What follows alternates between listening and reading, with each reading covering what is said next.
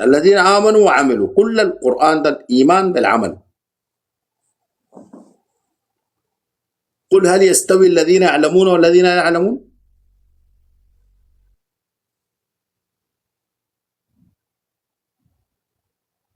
طيب الناس الدار تتبجح بالخطاب ده. انت حكمت السودان 30 سنة وكان الشعار هي لله بدون عمل، وكان الهتاف كله هو لله بدون عمل،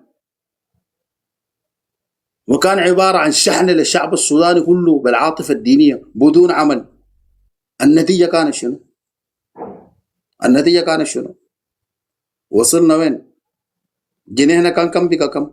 ده واقع. عندك تجربة في السودان، انت ما تقعد السوداني ترفع عليه شعارات ساي.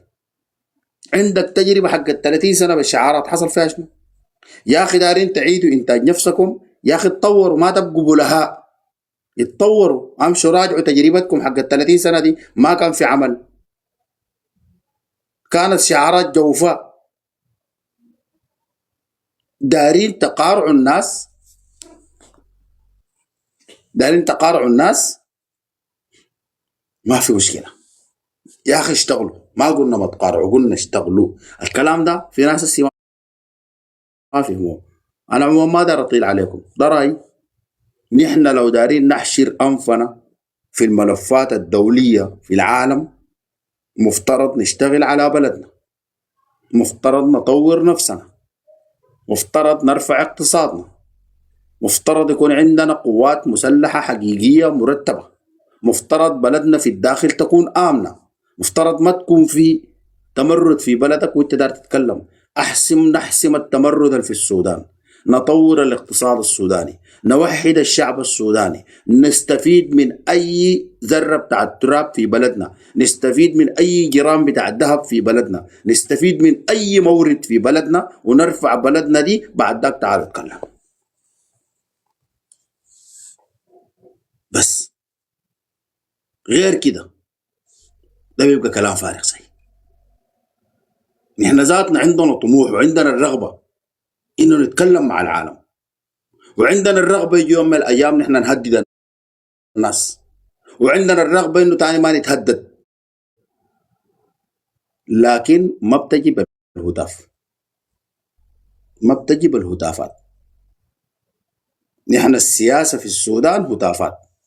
المعارضة حقتنا في السودان القحط دي كلها كانت قائمة شعر وشعارات. لما جات حكمت الدولة ما قدرت تعمل حاجة، لأنه لا كان في بناء ولا محاولة بناء ولا في مشروع محدد ولا في برنامج ولا في منهج، كانت عبارة عن شعارات. تو ديل حاربونا، الكيزان دقونا، ان احنا دايرين، كان كلها هتافية ضد الكيزان. لما جو قاعد في كرسي الكيزان ما قدروا يعملوا حاجة. الكيزان كانت شعارات بتاع الدين، قاعدوا في السلطة ما عملوا أي حاجة.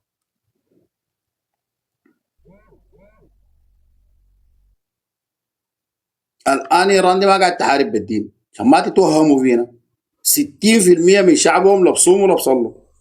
خليك منهم عقيدتهم سنة ولا بتاع، ده موضوع براء وما فارق معانا كثير. لكن 60% منهم لبصوم ولبصلوا. مش اقروا الدراسات والبحوث في الشعب الايراني 60% لبصوم ولبصلوا. نزل ما قاعد يحاربوا بالدين عشان ما يخشوكم ساي. علم علم علم امريكان، علم تطور.